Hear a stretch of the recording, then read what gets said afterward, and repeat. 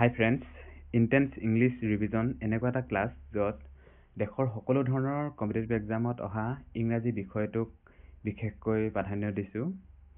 Intense English revision for all competitive exams, UPSC civil service, assistant commandant, CDS, NDA, NA, SSC, banks, state public service commission আৰু ৰাজ্যৰ সকলো ধৰণৰ all আদাৰ relevant examination য'ত বিশেষকৈ English লেংগুৱেজৰ ওপৰত question অহা দেখা যায়। তেনেবোৰ এক্সামৰ কাৰণে প্ৰিপেয়াৰ কৰি থকা সকলো ধৰণৰ ষ্টুডেণ্ট কেণ্ডিডেটবোৰে অলপ সময়ৰ কাৰণে হ'লেও ভিডিঅ'টো চাব। ভিডিঅ'টো বিশেষকৈ ইংলিছ লেংগুৱেজৰ ওপৰত অহা কুৱেশ্যনবোৰ ৰিভিজন কৰিছোঁ। ভিডিঅ'টো বোথ ইংলিছ আৰু আছামিজ লেংগুৱেজত হ'ব as per latest pattern and syllabus. Collection all important PYQ। ব'লা তেন্তে আজি ভিডিঅ'টো আৰম্ভ কৰিছোঁ। যিহেতু ইণ্টেন্স ইংলিছ ৰিভিজন এই ভিডিঅ'টো এটা ৰিভিজনৰ ক্লাছ হয়, সেইকাৰণে আমি এনেকুৱা ধৰণে আলোচনা কৰিম বা ৰিভিজন কৰিম। প্ৰথমতে আমি চিননিম, যাক অসমীয়াত সমাৰ্থক শব্দ বা প্ৰতিশব্দ বুলি কোৱা হয়, তাৰ দুটা কুৱেশ্যন। এণ্টনিম, বিপৰীতাৰ্থক শব্দ, তাৰ দুটা কুৱেশ্যন। ইডিয়ম আৰু ফ্ৰেছ, যাক অসমীয়াত জতুৱা ঠাঁচ বুলি কোৱা হয়, তাৰ দুটা কুৱেশ্যন। ওৱানত ছাবষ্টিটিউশ্যন, এটা শব্দত প্ৰকাশ কৰা, তাৰ দুটা কুৱেশ্যন। আৰু কমন ইনৰ, সাধাৰণতে হোৱা ইংলিছ লেংগুৱেজৰ বাক্যৰ ভুলবোৰৰ ওপৰত এটা ৰুল আমি আলোচনা কৰিম। প্ৰথমতে এতিয়া আমি আলোচনা কৰিব বিচাৰিছোঁ চিননিম।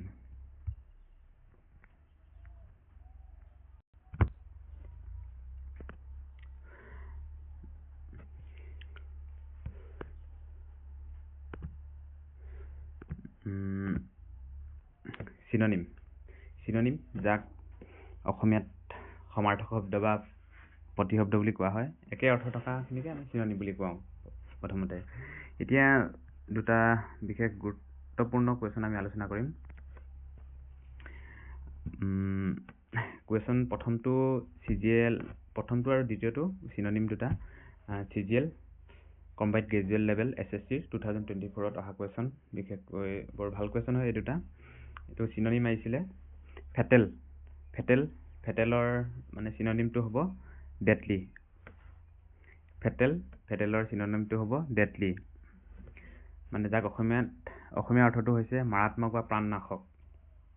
এইটো তোমালোকে মনত থৈ দিবা। ফেটেল, ডেডলি, মাৰাত্মক বা প্ৰাণনাশক। দ্বিতীয় শব্দটো হৈছে ইনইউএণ্ড,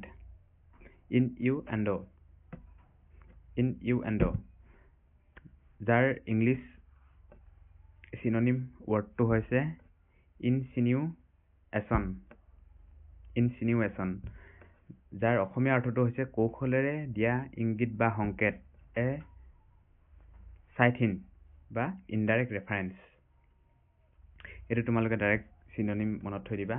ফেটেল, ডেডলি, ইনইউএণ্ড, ইনচিনিউৱেশ্যন। হ'লনে? এই চিননিম দুটা তোমালোকে ৰিভিজনৰ ক্লাছৰ পৰা মনত থৈ দিবা।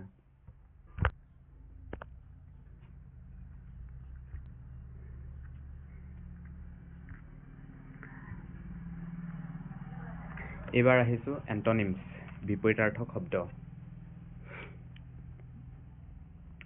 বিপৰীতাৰ্থক শব্দৰ প্ৰথমটো হৈছে ভাউচ, যাক অসমীয়াত কোৱা হয় নিশ্চয়তা প্ৰদান কৰা বা থিৰাংকৈ কোৱা। কোনো এটা কথা নিশ্চয়তা প্ৰদান কৰা বা থিৰাংকৈ কোৱা। ইংলিছত হৈছে to give a guarantee or assurance. ইয়াৰ বিপৰীতাৰ্থক শব্দটো কি হ'ব? কোনো এটা কথা বা কামৰ নিশ্চয়তা প্ৰদান কৰি কোৱাটো ভাউচ ইংৰাজীত, আৰু তাৰ বিপৰীতটো হ'ব ইনভেলিডেট, মানে টু কেনচেল চামথিং, অকাৰ্যকৰী কৰা বা বাতিল কৰা। ভাউচৰ এণ্টনিমছটো হ'ব ইনভেলিডেট। এইটো তোমালোকে মনত থবা। এইটো CGL 2024তে অহা কুৱেশ্যন হয়। 2 নম্বৰটো হৈছে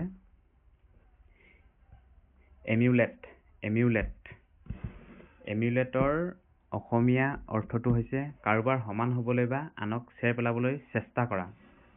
কোনোৱে কোনো এটা কাম কাৰোবাৰ সমান হ'বলৈ বা তাতকৈ জিকিবলৈ চেষ্টা কৰাটোক কি কোৱা হয়? Emulate. To try to do something as well as or better than somebody. কাৰোবাৰ সমান হ'বলৈ বা আনক চেৰ পেলাবলৈ চেষ্টা কৰা। তাৰ এণ্টনিম বিপৰীতাৰ্থক শব্দটো হৈছে নেগলেক্ট। অৱহেলা কৰা বা অমনোযোগ কৰা। এইটো CGL 2024 অহা কুৱেশ্যন হয়। তোমালোকে এতিয়া মনত থৈ দিবা। ভাউচৰ এণ্টনিমটো হৈছে টু কেঞ্চেল চামথিং, যাক কোৱা হয় ইনভেলিডেট, আৰু এমিউলেটৰ বিপৰীতাৰ্থক শব্দটো হৈছে নেগলেক্ট। এইবাৰ আহিছোঁ আমি ওৱান ৱৰ্ড ছাবষ্টিটিউশ্যন, যাক অসমীয়াত এটা শব্দত প্ৰকাশ কৰা বুলি কোৱা হয়। এইটো তোমালোকে মনত থৈ দিবা। এইকেইটাও CGL 2024 অহা কুৱেশ্যন হয়। মই মাৰ্ক কৰিব পাহৰি গ'লোঁ। A short interesting story about a real person or event. A short interesting story about a real person or event. এইটোৰ অৰ্থটো কি হৈছে? এটা শব্দত কি কোৱা হয়? এনেকডট। মানে নিচেই চুটি বা ইয়াত কৈছে এ শ্বৰ্ট ইণ্টাৰেষ্টিং ষ্টৰি, এটা সৰু ভাল লগা ষ্টৰি এবাউট এ বা এজন সঁচা মানুহৰ ওপৰত এটা সৰু ইণ্টাৰেষ্টিং ষ্টৰিটোক কি কোৱা হয়? এনেকডট। নিচেই চুটি আমোদজনক কাহিনী, যাক অসমীয়াত এনেকডট মানে কি হয়? উপাখ্যান বা সাধুকথা বুলি আমি কওঁ। বুজিলানে বাৰু? A short interesting story about a real person or event, তাক কি ক'ব? এনেকডট। তাৰপিছত 2 নম্বৰটো হৈছে close fitting cover for a sword or knife. মানে তৰোৱাল বা কটাৰীৰ এটা ফাক নাথাকে জানো? সেইটোক কি কয়? চিট। SHEATH। চিট। এতিয়া মনত থবা ওৱান ৱৰ্ড ছাবষ্টিটিউশ্যনৰ দুটা। A short interesting story about a real person or event, তাক কোৱা হয় এনেকডট, আৰু close fitting cover for a sword or knife, এইটো কি হয়? চিট। এতিয়া আলোচনা কৰিছোঁ ইডিয়ম আৰু ফ্ৰেজ, যাক অসমীয়াত জতুৱা ঠাঁচ বুলি কোৱা হয়। প্ৰথম ইডিয়ম আৰু ফ্ৰেজটো, এইটো 2024 CGLত অহা কুৱেশ্যন হয়। To have bigger fish to fry. To have bigger fish to fry. এইটো অৰ্থটো হ'ব to have more important or more interesting things to do or attend to than the current task at hand. বৰ্তমান হৈ থকা বা কৰি থকা কামতকৈ বহু জৰুৰী বা মূল্যৱান কিবা কাম কৰিবলৈ থকাটোকে কয় to have bigger fish to fry. বুজিলানে? তাৰপিছত দ্বিতীয়টো হৈছে a green horn.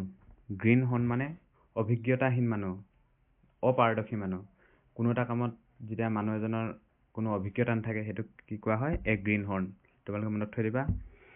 Two have bigger fish to fry মানে to have more important or more interesting things to do or attend to than the current task at hand. আৰু a greenhorn মানে হৈছে N ইনএক্সপিৰিয়েঞ্চ man.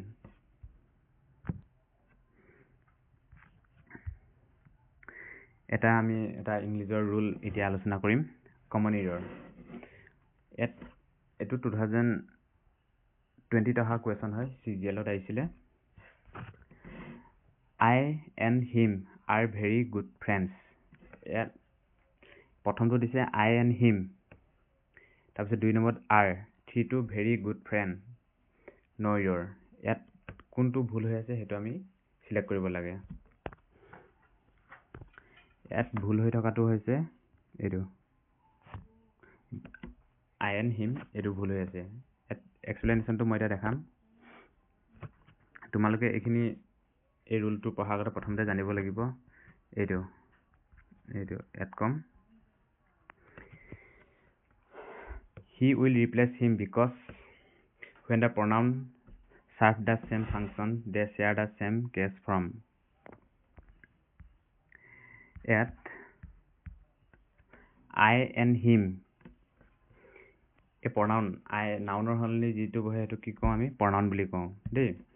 I আৰু he এইকেইটা pronoun, actually I, we, you, he, she, it, they, me, us, you, he, him, her, it এই গোটেইবিলাক হৈছে এই গোটেইবিলাক এটা pronoun এই গোটেইখিনি এটা pronoun এই গোটেইখিনি হৈছে এটা pronoun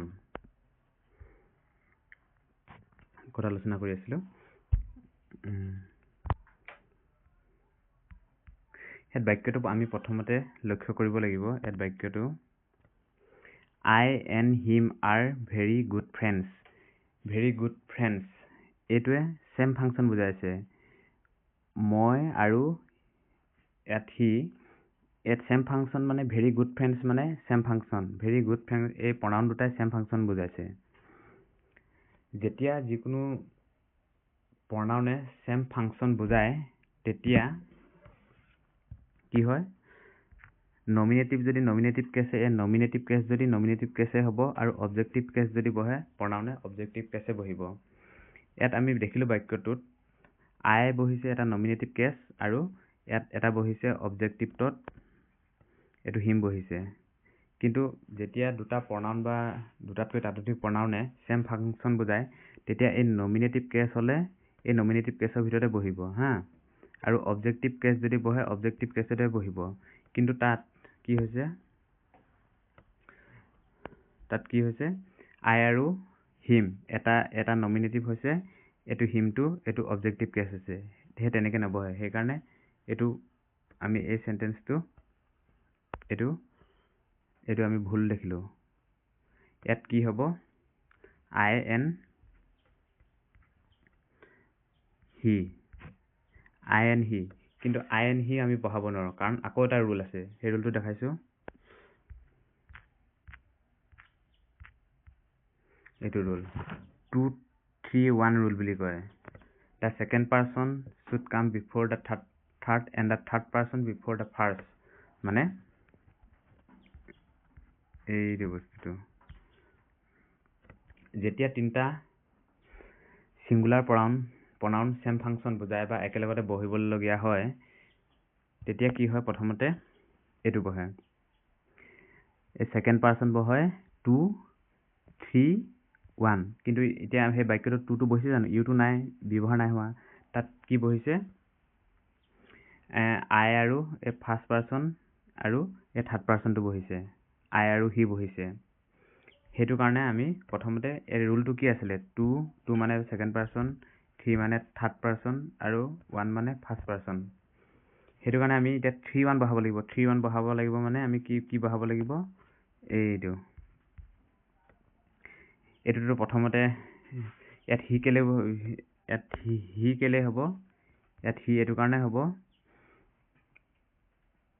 দুটা pronoun যেতিয়া বহে দুটা pronoun যেতিয়া same function বুজায় দুটা pronoun যেতিয়া same function বুজায় তেতিয়া কি হয় nominative case হলে nominative case হ'ব লাগিব ইয়াত এটা nominative হৈ আছে এটা objective হৈ আছে সেইকাৰণে দুটা nominative হ'ব দুটা nominative হ'বলৈ হলে এটা I হ'ব এটা he হ'ব ইয়াত he বহিব কিন্তু এতিয়া আৰু 2 3 1 rule টোৰ কাৰণে he টো প্ৰথম বহিব he টো 3 এটো 3 হয় he and I 1 মানে এটো প্ৰথমতে same function বুজোৱাৰ কাৰণে হিমৰ ঠাইত he বহিলে তাৰ পিছত আকৌ যেতিয়া তিনটা singular pronoun একেলগতে বহে তেতিয়া কি হয় 2 3 1 rule টো হয় সেইকাৰণে ইয়াত 2 টো ইউ টো ব্যৱহাৰ নাই হোৱা 3 আৰু 1 rule টো বহিছে সেইকাৰণে মানে answer টো হ'ব he and I